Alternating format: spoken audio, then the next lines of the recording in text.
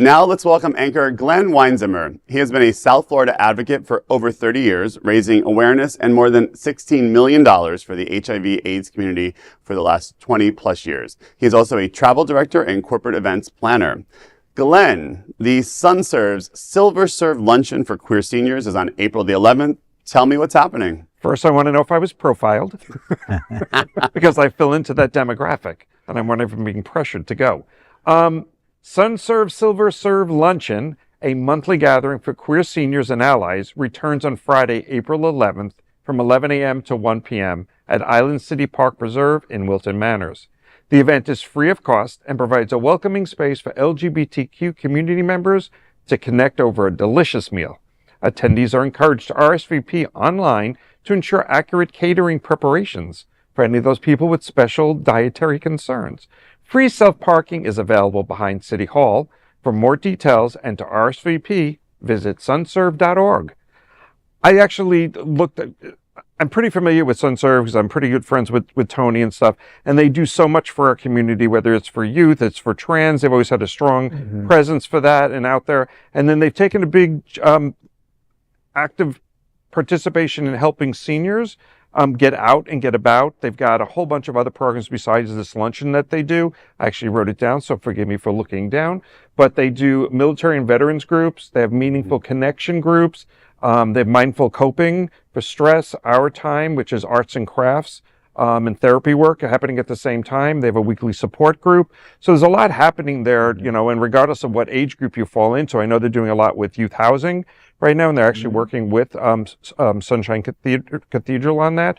So, kudos to them. I know they just had their, I sadly missed their gala they had 2 weeks ago. I was out of town, but yeah, they do a lot of good, and they've expanded their services quite a bit since Tony took over and Mark retired. So yeah, if anyone has time and wants to go, an ally, I guess you could be under 60 to go if you're an ally. Because what else would an ally be? Well, that's a good question. I think that's really important. Boys that love older men that are silver?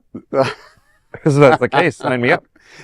The senior community, especially in the LGBT community, is often forgotten.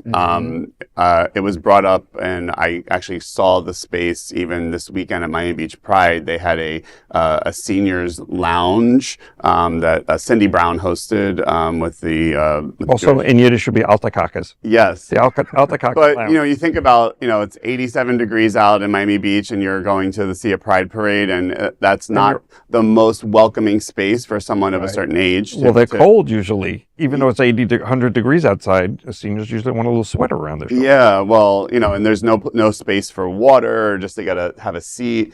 So I was really happy to see that they did that. And, I think we need more programming like that. Obviously, we have a large senior community here in Wilton Manors, getting older by the day. And, a lot of the services that we have here, need to be directed around catering to that community. And I think we've seen a lot of that change in the last 10, 15 years. I've been here for over 40. When I was here in my 20s, there wasn't a large population of senior LGBTQ. There was. You just weren't looking at them. They were on Miami Beach on one of those chairs rocking, and no, I didn't look at them. But as our community of people that we know, and it's pretty expansive in the last 10 years, coming into the 50s and 60s and 70s, there is a greater need. There's a greater need for care. Most men, gay men, don't necessarily have a child that's going to take care of them after when they reach a certain age. And so that whole question of what do I do next, or who takes care of me if something happens. So it's great to see these kinds of services popping up.